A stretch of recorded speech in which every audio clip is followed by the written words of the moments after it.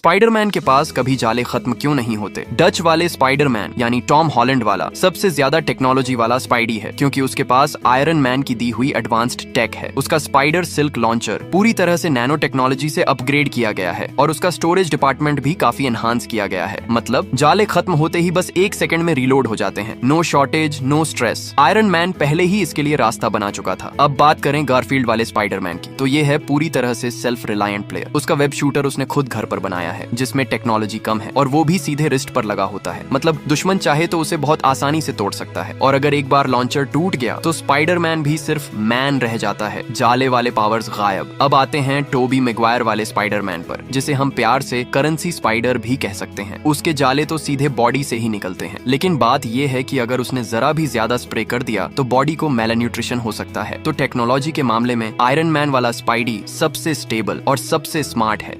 Spiderman far from home के and में जब मिस्टीरियो स्पाइडरमैन को एक इल्यूजन में फंसाता है तो वो बड़े आराम से सामने आता है और चौथा चश्मा निकालकर स्पाइडरमैन को थमा देता है। लेकिन जरा यहाँ ध्यान से देखिए, अगर इस सीन को जूम इन करके देखें, जब मिस्टीरियो चौथे चश्मे के लिए हाथ बढ़ाता है, उसका जेस्चर बिल्कुल वैसा ही है जैसे वो स्पाइडरमैन के सिर पर पिस्टल एम कर रहा हो। उसका हाथ उठाने का एंगल और ताकत दोनों ऑलमोस्ट एग्जैक्टली सेम है। और जब स्पाइडरमैन उस इल्यूजन को तोड़ देता है और इन दोनों जेस्चर्स की तुलना होती है, एकदम कॉपी पेस्ट मोमेंट। इतनी छोटी डिटेल लेकिन इतनी ब्रिलियंट। अब बात करते हैं कैप्टन अमेरिका की। वो शील्ड जो उसने फैल्कन को दी थी, असल में उसके पीछे भी एक सीक्रेट छिपा है। वो शील्ड हमारे मेन यूनिवर्स की नहीं है, बल्कि खुद कैप्टन अमेरिका एक और पैरेलल यूनिवर्स से लेकर आया था। अगर आप गौर से देखें तो इस नए शील्ड के सेंटर में एक फाइन रिंग पैटर्न दिखाई देता है, जो पुराने शील्ड के मिरर स्मूथ सेंटर से पूरी तरह अलग है। अगर कैप्टन अमेरिका अब भी एवेंजर्स के साथ होता तो वो जरूर टाइम ट्रैवल करता और अपनी बाकी जिंदगी पेगी कार्टर के साथ बिताता। वो सीन एक साइलेंट पोएम की तरह था, जिसने लाखों लोगों के दिलों को छू लिया। फिल्म में सटली ये हिंट दिया गया था कि ये खूबसूरत अंत आने वाला है। और जब कैप्टन अमेरिका और फैल्कन हाथ मिलाकर एक दूसरे से विदा लेते हैं, अगर आपकी नजर तेज है तो आप नोटिस करेंगे एक रिंग धीरे से कैप्टन अमेरिका के हाथ में सरक जाती है।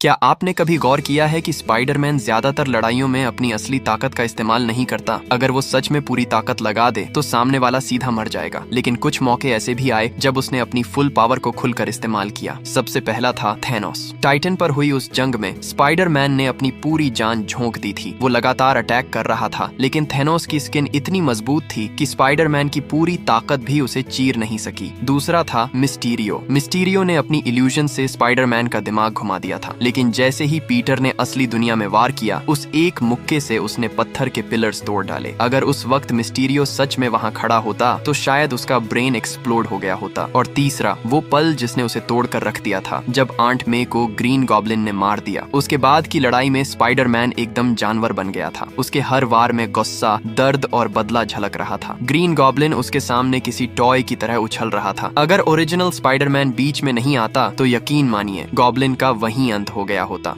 क्या आपको पता है कि नो वे होम में जब स्पाइडरमैन अपने बैग से विलन को ठीक करने वाले डिवाइस निकालता है तो शुरुआत में वो कितना काल्म और कॉन्फिडेंट था? एक एक करके हर डिवाइस बड़ी शांति से निकाल रहा था, लेकिन जैसे ही उसने ग्रीन गॉब्लिन के इलाज वाला डिवाइस उठाया, उसका चेहरा अचानक बदल गया। आंखों में गुस्सा और सिर नीचे झुका हुआ, जैसे किसी पल में सब कुछ टूट गया हो। क्योंकि जब स्पाइडरमैन ने फैसला किया था कि वो सभी विलन का इलाज करेगा तो शुरुआत में सब कुछ ठीक चल रहा था। बाकी विलन काफी कोऑपरेटिव थे, लेकिन तभी ग्रीन गॉब्लिन ने सबके खिलाफ बगावत कर दी। उसी की वजह से बाकी विलेन भी अनकंट्रोलेबल और अग्रेसिव हो गए और स्पाइडरमैन से लड़ने लगे। लेकिन सबसे ज्यादा दर्दनाक पल वो था जब ग्रीन गॉब्लिन ने आंट मे को उसके सामने ही उड़ा दिया। याद रखिए, मे ही पीटर की एकमात्र इमोशनल सपोर्ट थी, उसकी सबसे प्यारी इंसान। और उस पल में स्पाइडरमैन पूरी तरह एंगर और हेट्रेड से भर चुका था। उसकी सोच पर गुस्से ने काबू पा लिया था। लेकिन दूर से टोबी वाला स्पाइडरमैन उसके इरादों को पहले ही समझ चुका था। वो जानता था कि पीटर का गुस्सा उसे गलत रास्ते पर ले जा सकता है, इसलिए वो चुपचाप उसे ऑब्जर्व कर रहा था। और जब पीटर ने ग्लाइडर उठाकर ग्रीन गॉब्लिन की तरफ बढ़ना शुरू किया तो तभी पुराने स्पाइडरमैन ने आकर उसे रोक लिया। यही पल दिखाता है कि टोबी का स्पाइडरमैन टॉम वाले से कहीं ज्यादा मैच्योर और इमोशनली स्टेबल है।